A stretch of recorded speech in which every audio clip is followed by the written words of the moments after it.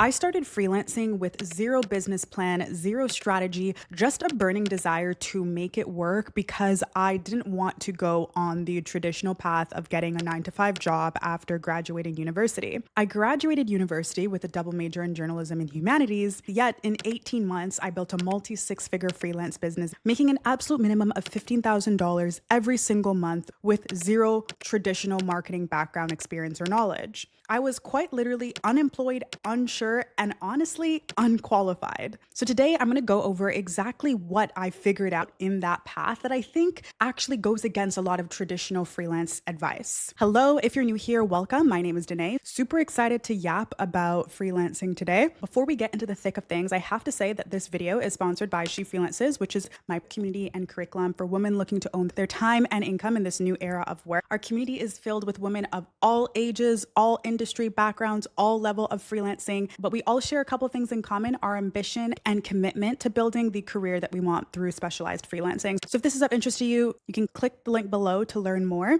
And also with the link, you'll get access to our She Freelances crash course. It's absolutely jam-packed with value. And if you watch it and implement what is taught in the next 90 days, you will sign your next or first premium freelance client. And I know this because I've personally gotten that feedback in the DMs. So do what you want with that information. Let's get into things. What most people do when they start freelancing is search up freelance and they get the general tips. Maybe there's a blog or a video that says to pick a niche, make a website, and start doing outreach, which generally is okay information, but I wouldn't say it's good information. And I actually think if your goal is to make income freelancing, the goal immediately should be to make money. We need proof of concept that whatever we think we want to sell, people want that from us, or we're good at it. We're even good enough to sell it. That should be the baseline. Therefore, the website and the super niche down kind of thing isn't the best advice for beginners. This is what I fell into. I remember spending like 2 hours every day, like 2021 times on Wix, making a freelance website. It was the worst thing in the world. I had no money to outsource getting a website done for me. And it was unnecessary because a lot of the people that even booked calls with me didn't go through my website. They just saw me on TikTok and sent me an email, for example. So I think that can kind of get you into this analysis paralysis zone, and you're trying to like, okay, now I have to put my prices or figure out what my services are. And it's like you're doing this without having the experience or knowledge, which is why I personally like freelance platforms and or reaching out to people you already know to figure out what you like and where your experience lies. Shameless promo for the She Freelances crash course. We actually break down in excruciating detail how to build out a premium offer based on what you already know and what the market wants. This is the most important thing. The fastest path to replacing your 9 to 5 income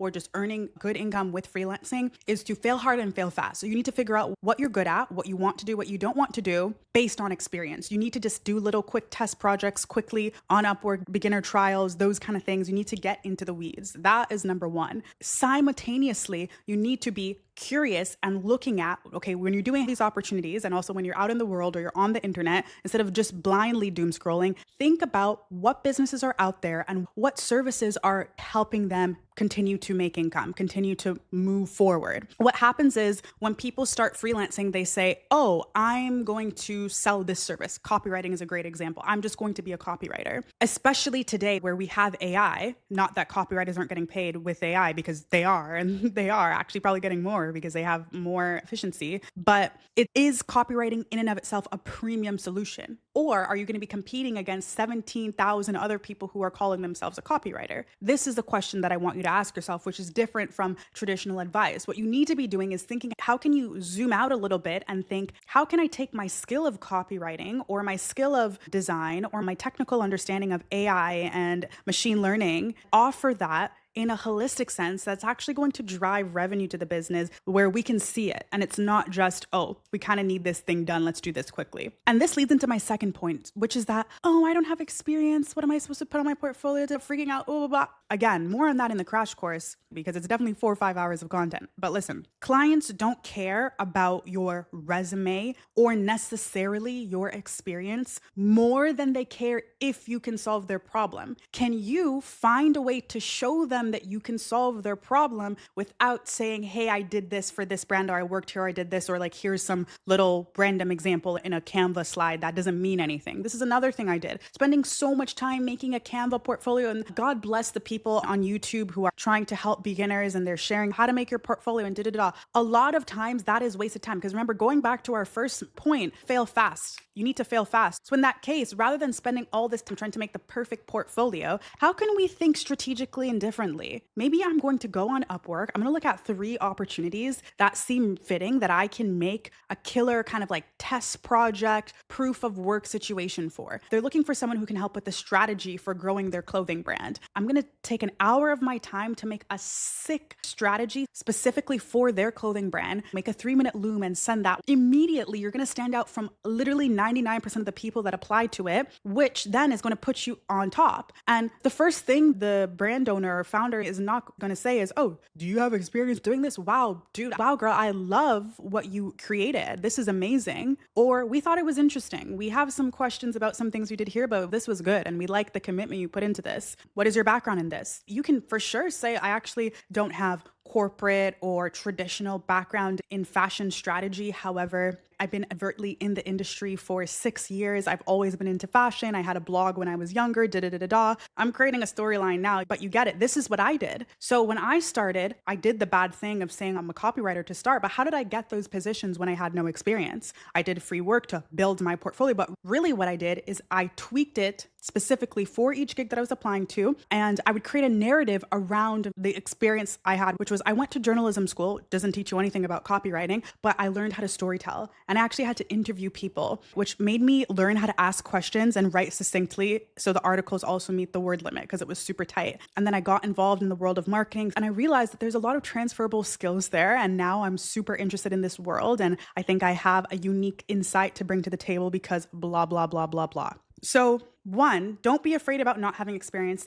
Be excited about how you can position the transformation that you'll help them make based on your narrative. Once you get this down and you nail this, you're going to be smooth sailing with clients. Then it's your job to negotiate and pitch yourself accordingly. When it comes to the finances of things, again, a massive mistake that I made and traditional advice will tell you is, oh, figure out this hourly rate and work at this hourly rate. And even these platforms that I talk about, Upwork, position you to work in an hourly rate. But I absolutely do not recommend working at an hourly rate for long-term projects. For a one-off project as a beginner here and there, that is fine. Absolutely, though, even if you're a beginner, try and push for a retainer, even if the retainer is 800, 1,000, 1,200 on the smaller side. Push for a retainer because working at an hourly rate is never advantageous. It's never going to really benefit you. You're going to be penalized for how fast things take you, and you're always going to be put at a cap. Your goal, especially in order to get to the income levels that you want to, is easier to reach when you have flat rate retainers. So you know, okay, I want to get to 10K per month. I'm going to try and sign a couple clients for 3,000 USD. There's a clear path to getting there versus doing hourly. Mathematically, it'll be extremely difficult to get there unless you have an astronomically high hourly rate. And usually when you're charging at an hourly rate, going back to the first point, your offer, what you're doing for the client is a task situation and not a transformation situation. So you're not doing a bunch of little tasks paired together that give them a clear ROI.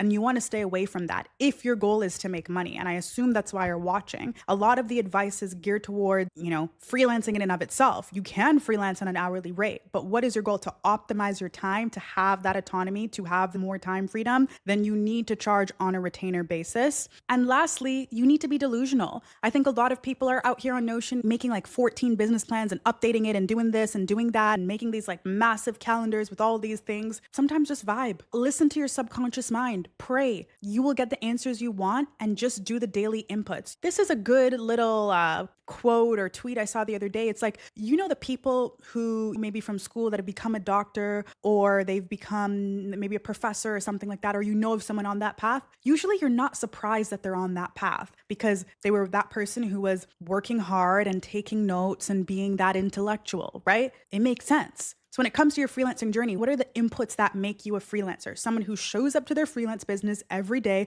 and does the inputs required. You're doing cold outreach, you're doing warm outreach, you're posting content, you're upskilling, you're taking some time to get better at your skills or learn what skills to pair together. That makes you a good freelancer. And those inputs over time, even if you don't see them right away, will pay off. It's good to be a little bit naive. You don't need to know all the ins and outs. Just be curious, have faith in your abilities, and think big, think massive. It's never going to be about being the best or knowing the right decision to make all the time and exactly the way you need, the word you need to say at the top of the email and exactly how much you should charge for this one specific thing. That's never going to be the thing that makes you get over the bridge and go from the hourly or low paying gigs to the big fat retainers. What's going to be the thing is you knowing you can solve a problem and every single day taking action to show people that you can do that and having the faith and confidence that it will work out. So there we have it. If you watched this to the end and haven't taken the crash course yet, it will definitely be a instrumental part in getting and scaling or starting your freelance business. So check it out. Otherwise, you can check out the freelance playlist that we have too, and we'll talk soon. Bye.